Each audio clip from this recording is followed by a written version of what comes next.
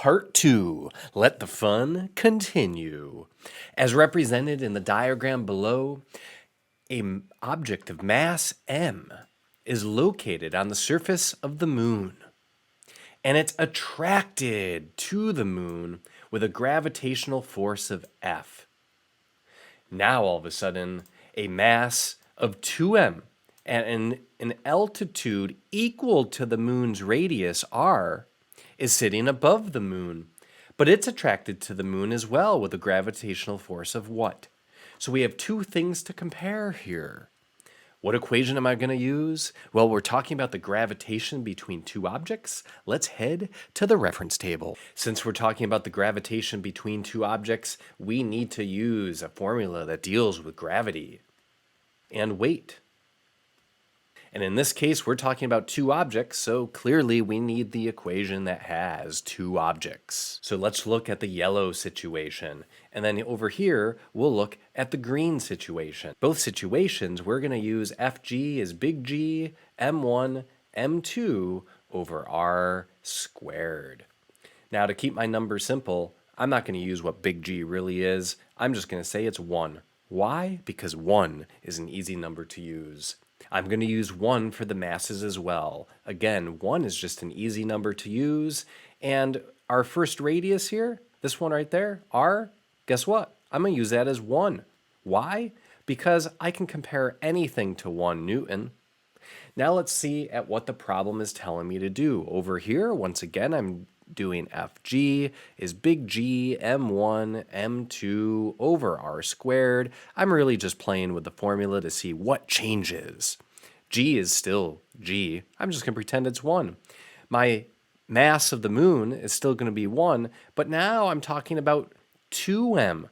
So my mass of the new object here, since it's 2, is going to get plugged in instead of the original 1. Now my r is the same as it was before, so this is r, which is equal to 1. But remember, I'm now twice as far as where I was originally, because then there's this r, which is also 1. So instead of r as being 1, that's actually 2. Don't forget to square it. So this is going to be 2 over 4, which gives you 1/2. So when you move twice as far away, even though you have twice the mass, the force acting on you is going to be half as great. Question number 37. The graph below represents the relationship between velocity and time for an object moving along a straight line. What is the magnitude of the object's acceleration? So I'm just looking for the object's acceleration here. It says magnitude, so that just means I need to know the number. I don't care if it's negative or positive. But in this case, if we notice, we have velocity on the y, time on the x. You see velocity on the y versus time on x. It's a new slope called acceleration. Relax and be patient. The worst is over now. And then we have a slope. So let's start thinking about what the slope actually represents. We know for math, slope is y over x. In this case, what's on my y-axis? Velocity. And on my x-axis, we have time. There's only one equation that has velocity over time. You guessed it, head over to your reference table. Here we go here, velocity divided by time. That is my y and my x, so that represents acceleration as my slope. So my slope represents acceleration, so I have to find my change of velocity divided by the change in time. So pick 2 points on your line. I'm going to pick nice and easy points that work out well. Because why not? So this is y2 minus y1 over x2 minus x1. In this case, I'm going to be 40 minus 0. That's meters per second in my numerator. And in my denominator, I'm 5 minus 1, and that's seconds. So this would give you 40 divided by 4, which is going to be 10 meters per second squared. Question number 38. 2 muons could have a combined charge of what? Well, I don't know what a muon is, but I'm sure if I go to my reference table, I can find it. And sure enough, if you head on over to the reference table and look at the particles of the standard model, we'll find under the section of leptons that a muon has a charge of negative 1e. Heading back over to the problem, it tells me that I have 2 muons. So that's 2 times negative 1e, which gives you, well, negative 2e. Well, E actually stands for something. So if you go to your reference table on page 1, let's look up what E is. Shall we? E is an elementary charge, and that elementary charge is 1.6 times 10 to the negative 19th coulombs. Negative 2 times a positive 1.6 gives you a negative 3.2. Question number 39. A 1.47 Newton baseball is dropped from a height of 10 meters and falls through the air to the ground. The kinetic energy of the ball right before it hits the ground is 12 joules. The maximum amount of kinetic energy converted into internal energy is going to be what? This idea just relates to the fact that energy is not created or destroyed. It just changes forms from one type to another. In this case, the ball's starting from the top. And the top of something, of course, is going to be the potential energy. And that should equal the kinetic energy right before it hits the bottom. So we're going to see if this is true. Do they equal each other? Let's figure it out. To remind myself what potential and kinetic energy are, I'm going to head on over to my reference table for energy, potential, and kinetic. So let's just group these together. This is going to be energy and power. And I'm talking about potential energy and kinetic energy. The potential at the top equals that kinetic at the bottom, so I have mgh. This is m times g times h. That's going to equal the kinetic energy at the bottom. Well, mass times gravity. This mass times gravity bit is actually going to be equal to your weight. So that's 1.47 newtons. They gave you mass times gravity already. All I have to do is take that and multiply it by the height of 10 meters.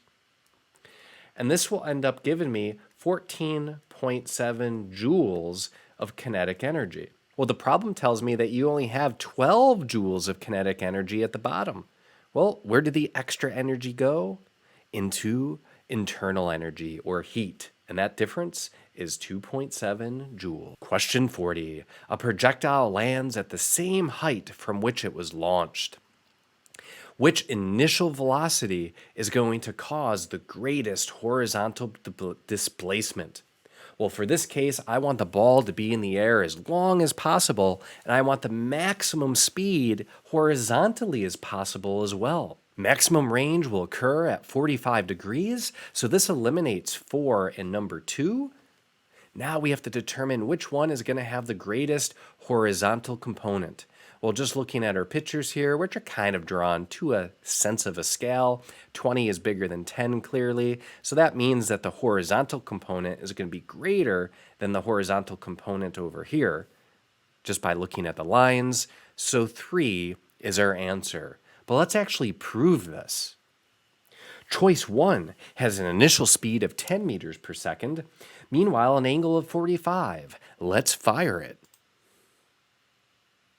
Choice 2 gives you a speed of 10 meters per second, but now my angle is 30 degrees. Let's fire it.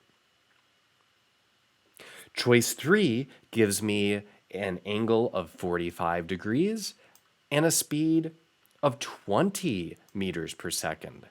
Let's fire it.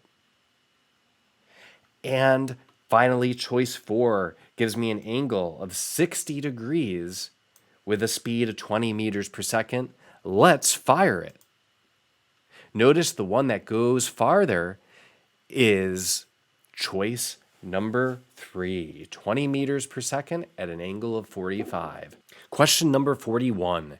A 5-kilogram box is sliding across a level floor.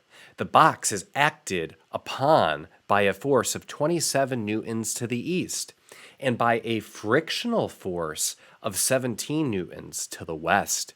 What is the acceleration of the box? Why don't we draw this scenario? First, we're going to have a level floor heading across.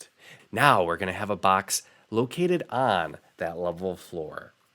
And it tells us that we have a force of friction, which is 17 newtons to the west. So force of friction is 17 newtons.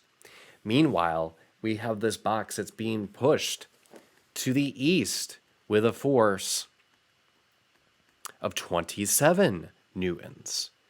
This smells like a F equals ma to me. Force is equal to mass times acceleration. Of course, we're always talking about net force, which means the combination of the two.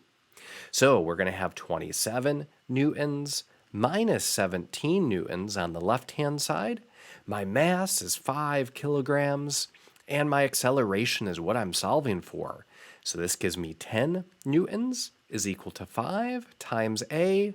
A is going to be 2 meters per second squared, or choice 2.